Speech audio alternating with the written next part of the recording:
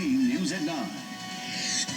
It's a story you'll see only on KFOX 14, an exclusive look inside a ranch where animal advocates say there are more than 60 starving horses. Good evening, I'm Erica Castillo. And I'm John Purvis, new on KFOX 14 News at 9. The owner of MH Ranches tells us not only are his horses healthy, but they are receiving the best care possible. KFOX 14 News at 9's Lauren Rosella is live in Sunland Park. Horses are a pretty common sight here in Sunland Park and in Fabens, where M&H Ranches has its headquarters. But animal advocates and a local constable tell me the horses at M&H are not healthy like these, instead suffering from starvation, even dying out on this property. But just 1 week after Sheriff Richard Wiles has cleared this investigation, we get an exclusive look at M&H Ranch so you can decide for yourself. This was the video we first brought you just weeks ago. Horses allegedly starving, even dying. But this is video MH Ranch's owner Tom Heck says is deceiving. Some of them die. You can't save everyone. MH is a for-profit ranch where Heck says he brings horses rejected for slaughter to get a second chance. But animal advocates and a local vet told me that chance is unlikely. They say many of Heck's horses are too weak to search for food or water. Are they always healthy enough to be able to make it to that water hole? Sure.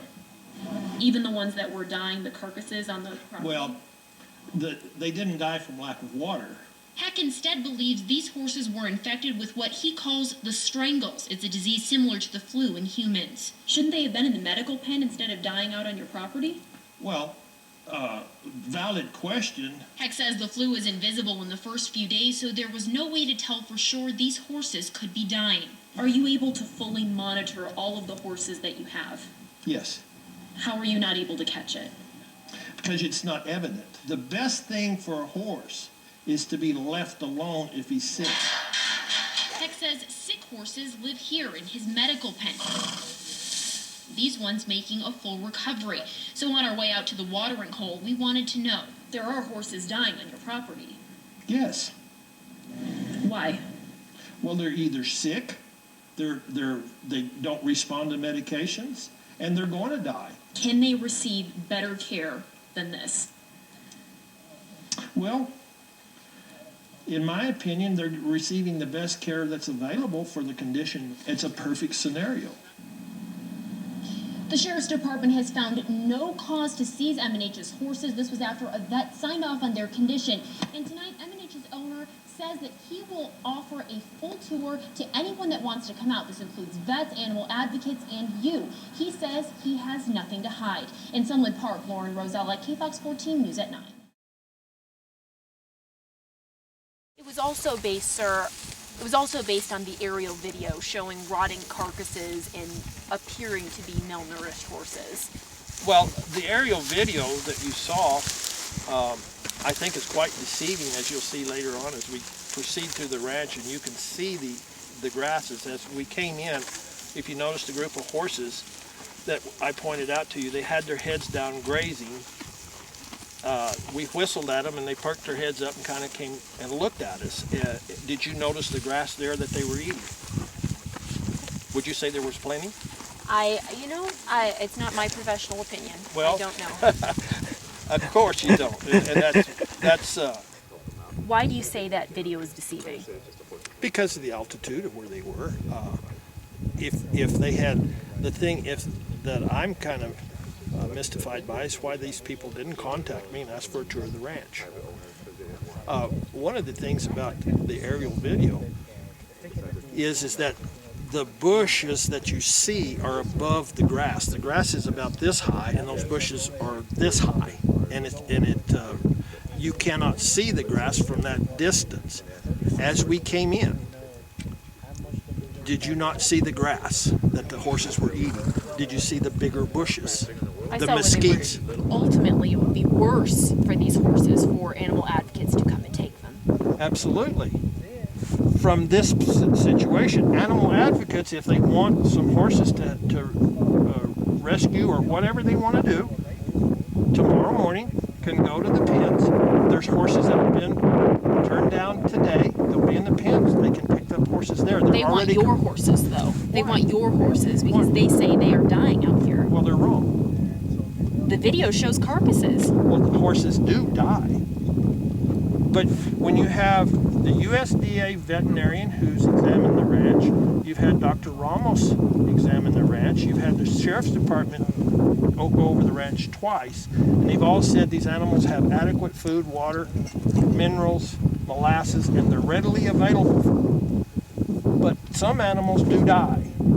You can't, and for instance, if I had bought 10 cows at the sale barn, it would behoove me to put them here at the ranch, run them through the treatment process, brand them, turn them out. If they get sick, try to get them in, doctor them, but some of them die. You can't save everyone, and that's just part of it. Horses that are already sickly, I know that to be the case. They're coming in bad.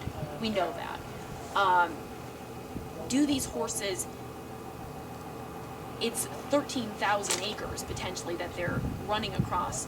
Do they always have enough energy? Are they always healthy enough to be able to make it to that water hole? Sure. Even the ones that were dying, the carcasses on the property? Well, they didn't die from lack of water. What did they die from? We think that these horses were probably infected with what we call strangles. And strangles is similar to humans' contraction of the flu. Now, if I get the flu at my age, I would suffer a little more than you would with it. And a lot of these horses that come to us are old. They catch the strangles, and maybe they weren't exposed to it at an earlier time in their life, and they die. It's not from lack of My water. question to you is, if these horses have strangles or a form of horse flu, shouldn't they have been in the medical pen instead of dying out on your property?